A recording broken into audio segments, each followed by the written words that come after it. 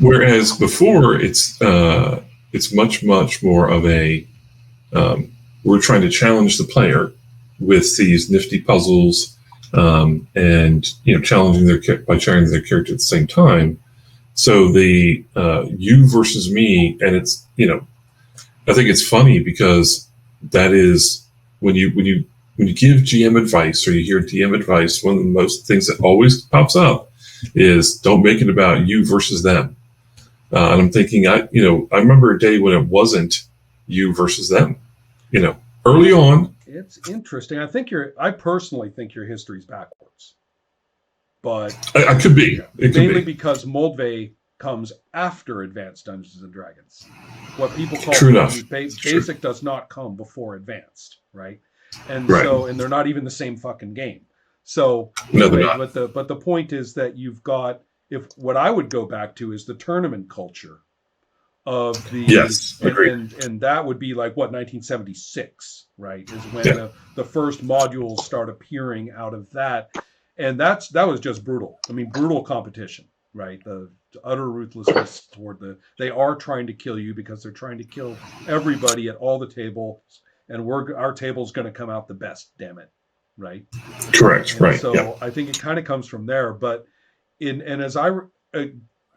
different experiences are going to be different. In my experience, the Moldvay tradition was absent. And most of the people in my age group had, run into Holmes and AD&D. And they had played various spins or combinations of those. Moldvay hadn't even come out yet in 1981. And we'd already given up. We'd already turned to play Traveler. We'd already turned to play Champions. We'd already turned to play Villains and Vigilantes. We'd already turned to, the Fantasy Trip or whatever. And most of us actually had stopped role-playing.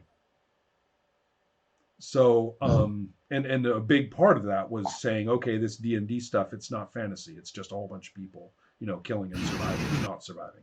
I'm sorry, Lorenzo. Correct. Mm-hmm. No, I was considering something about the word trust that you used a few times, because my experience, particularly around I think here in Italy, Advanced was very big. Advanced, what we call Advanced second edition, the manual with the guy on the horse, galloping through the ravine, with all the blue text, the blue teal text that was almost impossible to read at night, and stuff like that. That was very big because it was... Yes, and it was very big because it was translated. Right. So you had an Italian edition fairly early of that. And it was, and so when people transitioned to third edition, they were transitioning mostly from AD&D. Which is a huge difference, right? Yes, giant. And but the thing is that the word trust is interesting because one of the first elements of tension that emerged from that shift was that a lot of people was, at least in my social groups in that convention I was going to and stuff like that, was concerned about the idea that with D&D third edition, the DM, the DM was not supposed to challenge people anymore. That the word railroad, which is contextually tied to story, generally speaking, was used very, very frequently when I was younger, around the idea that your character wouldn't die. So basically, I first heard the word railroad when people were discussing people never die in third edition. Characters never die, and that's a railroad because if you can't fail, how can the story change? And there was this. It was very big during those years. I'm talking about like 1995, something like that. It was a big element. The discussion would pop up often that people didn't trust the DM, not because he was trying to kill them, but because it was doing everything he could to let them survive, so that the story would go on. Well, this is actually very second edition. because second Yeah. edition Dungeons and Dragons, it didn't invent it. It inherited it from this very gray time during the 1980s. But second edition embraced it and defined itself by the identification of the canonical novel and then the play sets which walk you through the novel. Dragonlance. And this right. Well, Dragonlance. Dragonlance Forgotten. started it, and Dragonlance has kind of a strange on and off relationship with this. But Forgotten Realms is nothing but.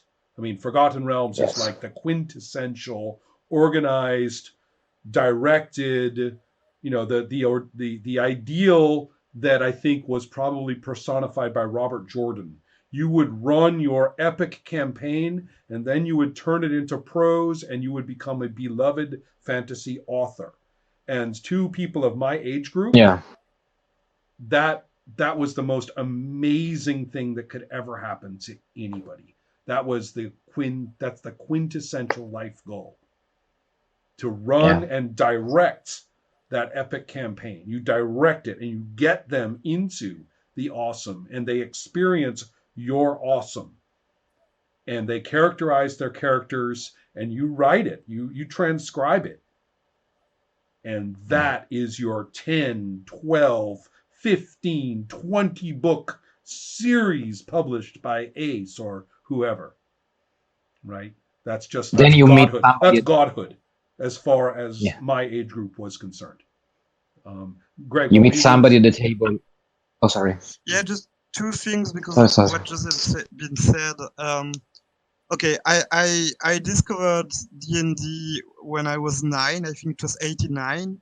We played the black box one time and we didn't like it, but we liked RPG. It was mostly we discovered RPG with the books, You Are a Hero. I don't know in English. Your own story. Right. And we mostly played Choose Your Own Adventure, I think they're called. Yeah. Choose Your Own Adventure. Yeah. And so we played one time D&D. Then the GM, but we were 9, said, "Oh, let's play Call of Cthulhu." We played Call of Cthulhu like 4 years. And I remember my second meeting with D&D, which was Advanced Second Edition. And we went to a club, RPG club. But we were totally alien in this because we really discovered with all these little books that one guy had from his mother, I think. And we really played, outside the RPG culture. And then we discovered this club. And one guy said, okay, let's play a one-shot from Advanced Second Edition. And we played. And this is what I remember from this culture. I never played since then. Oh, so yeah, and it was okay. I'm preparing myself. Go ahead. Yes. Yeah, no. It was like, oh, what do you want to play? I'm gonna play a ranger. He's very good with arrows, etc. Okay. Then we play, and it's all skeleton. And I shoot at it. I make like a huge damage roll, and the guy says, "Oh, but arrows just makes 1 damage to skeletons. This model is all about skeletons." And I was like, why didn't you tell me just before? And you say, haha, because I got because you. Fuck you. That's and why. I was like, oh, yeah. And I was like, oh yeah, let's play Call of Cthulhu. That's right. That's my meeting. Although it's painful. And I never went into a club. Yeah. Yeah, I was like, what's the point? Well, and then when you talk about railroading, I mean, to me, railroad is Dragonlance. I mean, it's really exactly that. Well, the point is that when Dungeons and Dragons when TSR was bought in 1986, that particular mode of play, which had developed with Dragonlance and some other things, and was starting to show up in some of their modules, that's when they took it to the new owners took this to the next level, where you bought the box where you literally have the little flip books that has the picture you show the player and what you read to them. This is a highly developed version of the old battle modules from long ago. But but instead of just being a series of fights and a maze to get out of, it was a story that you proceed through. And then, of course, you could read the novel and say, oh, my character's in that crowd. Right? Oh, my character's there, and you were supposed to think that was great, right? But Yeah, that was terrible. that was what they were doing. But anyway, I think we're straying away a little bit. I want to talk about how I think that mode of story creation is not comfortable. It is a question of mistrust in many ways, or creates a question of mistrust. And then so in many ways I kind of am less favorable toward the paradigm that you talked about, Sean. I tend to think that it's got intrinsic factors of sacrificing tons and tons of things about role playing in order to preserve that paradigm, in order to abide by it. Yeah. And so, I mean, this is where, this, of course, is where I can go off about how, old school is a brand and not a meaningful thing because, but for our purposes, what I really want to talk about is when we sit down to play a game and somehow or another we're identifying it with Dungeons and Dragons. Do we have to do that? And I'm thinking about the game that I played a couple of years ago that some of you have seen at Adepts Play. Let's see, barbaric, psychedelic, ectoplasmic, apocalyptic D&D, I think I called it, right? And so it's fourth edition. And one of the things that I found was that one of the players kind of had to kept like asking questions or trying to make sense of things or trying to frame things in a way that really I kept wondering, why on earth are you asking that? Because to him, Minotaur meant something very specific that it didn't have to for our game. But we were playing D&D and it's a Minotaur. So,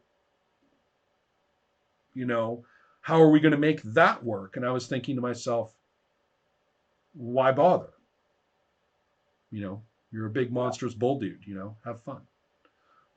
And so in our psychedelic trip here, right? But we're playing D&D. So, there's a kind of a struggle there. And I saw it with other people when I've played. When I played Holmes, 1977, and things were very quirky because that game is very haphazard in its outcomes. And so when somebody got lit on fire because somebody did something and the saving throw got failed, I don't remember the details, but one of the player characters catches on fire and is running around on fire, trying to put himself out for the rest for a round or two. And the player was trying, he was kind of, I could tell he was stuck. On the one hand, this was kind of cartoony fantasy hilarious, which matched everything about the game. Everything about this game was like that. Not as bad as elves, but there's a lot of elves in there. Things can just go crazy wrong. And your character catches on fire, and you're like, "Oh fuck, never mind fighting the goblins. I'm on fire." But on the other hand, it went completely against the tactical squad, approach. Somebody must have done something wrong for me to catch on fire, right? That was bad. They shouldn't have done that. Or it's not fair. How can I fight the goblins with my team if I'm on fire like this? That's not fair. So you could see the player kind of struggle with one half of him is having a whole lot of fun, and the other one it's violated all of his, all of his contractual notions about what we do here. And it was a very interesting session. There was a person sitting in watching who had such a love-hate relationship with the material that he was upset when he was enjoying himself and he was upset when he wasn't enjoying himself. That's all I can say. Just being around D&D being played just upset them somehow. Can I just go ahead, Ambars. Yeah. Just as a small thing, as you said, problems may arise during play. I clearly remember in 1999 or 8, two of my best friends got into a huge fist fight because one of them characters accidentally killed the other one by just mistake, and it was a high level game, and they really got into a huge fist fight in front of me. Which probably So- should have happened to Lorenzo when he fired into the melee, by the way. If we'd followed the rules, your chances of survival were like that big. So, Yeah. but anyway, go on though, Ibars. Yeah. No, it was like that. As you said, problems may arise during a play, and people, start to look whether to do something. And I guess you have to act cool and just accept the consequences. But they literally kept on, attacking each other verbally, and it got into a huge fist fight. But we were kids, but a fist fight is a fist fight. Right. So, No, that's that not was all. actually unknown. I mean, this happened a lot when I was a kid. The breakdowns and the And- fights. Yeah. The other way around works too, because, for example, I lost one character when I was a young, early 20s, because another player at the table was persuaded that I was trying to steal his girlfriend.